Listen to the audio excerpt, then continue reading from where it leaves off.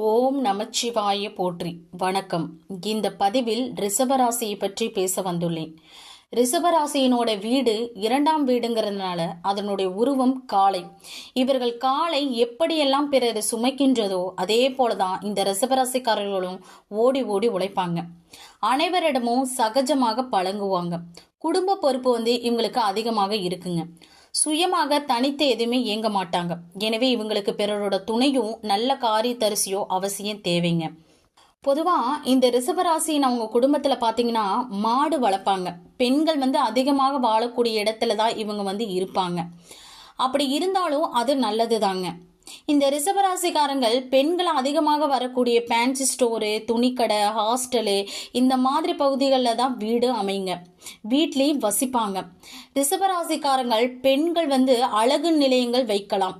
சொந்தமாக வீடு இருக்கும். ஏன்னா கால புருஷ ராசிக்கு 4வது வீடு சந்திரன் ரிஷபராசியில உச்சமாக இருக்கிறார். அதனால சொந்த வீடெல்லாம் இவங்களுக்கு இருக்குங்க. இந்த ரிஷபராசிக்காரங்க எப்படிப்பட்டாலும் கடன் வாங்கியாச்சு வீடை கட்டிடணும், சொகுசு கார் வாங்கிடணும், அதையெல்லாம் செஞ்சிருவாங்க. செஞ்சுட்டு கடன் அடையிலேயே அப்படிங்கிறது புலம்புவாங்க. ஏன் அடையில அப்படின்னு புலம்புவாங்க. இவங்க கடன் ராசிக்காரங்க அப்படின்னு கூட சொல்லலாங்க. இந்த ரிஷபராசிக்காரங்க அழகு பொருட்கள் மீது ஆசை அதிகமாக இருக்குங்க. இவங்களுக்கு சினிமா நடிகர்கள் நண்பர்களாகவும் இருப்பாங்க. சினிமா நடிகர் வீட்டுக்கு அருகில் இவங்க வீடும் இருக்குங்க.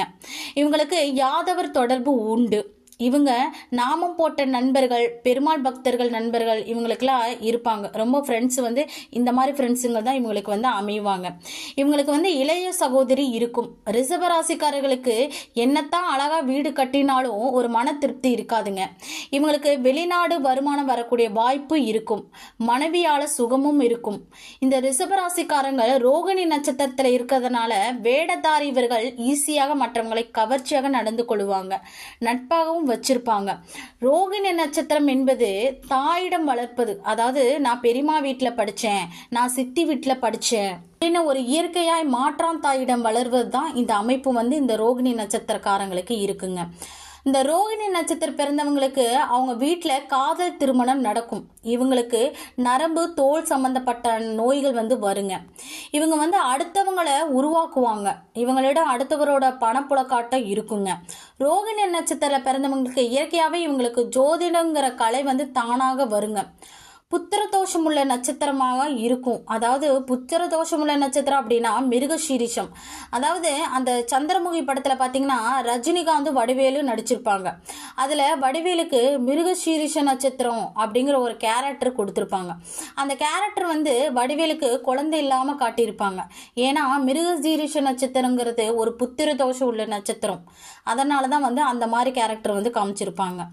அதுவே அவங்களுக்கு குழந்தை பிறந்தா கூட இன்னொரு குழந்தை பிறப்பதற்கு இடைவெளி இருக்குங்க. இந்த ரிஷபராசிக்காரங்க வழக்கில் வெற்றி பெறுவாங்க. வெற்றி பெறக்கூடிய தன்மையும் உண்டுங்க. ரிஷபராசிக்காரங்க கடன் வாங்காம தன் குடும்ப சூழ்நிலையில வாழ முடியாதுங்க. கட்டாயத்துல தான் அவங்க இருப்பாங்க. அவங்க கடன் வாங்காம இருக்கவும் முடியாதுங்க.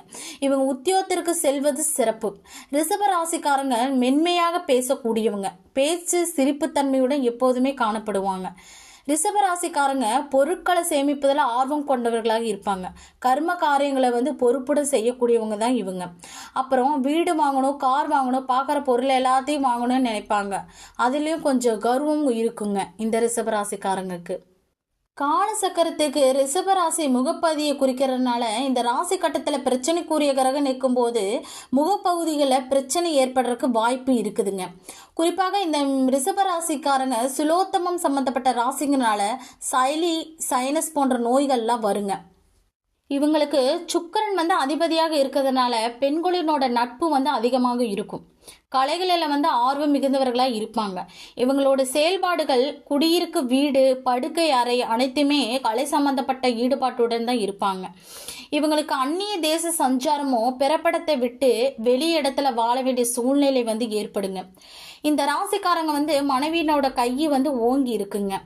இவங்களோட தொழில் கூட்டு தொழில் சிறப்பாக அமையுங்க.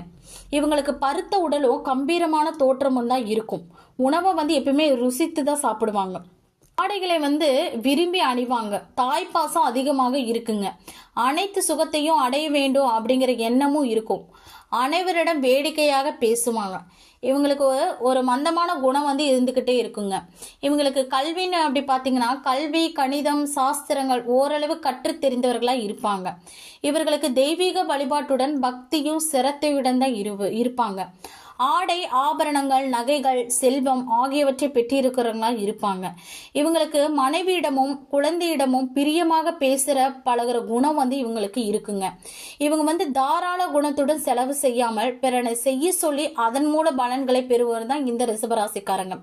இவங்க தலைமை பதவி வகிப்பவர்களாக இருப்பாங்க. நிலையான காரியங்களை செய்ய விரும்புவாங்க. உத்தியோகத்தை விட வியாபாரத்தையும் சுய தொழில தான் இவங்க விரும்புவாங்க.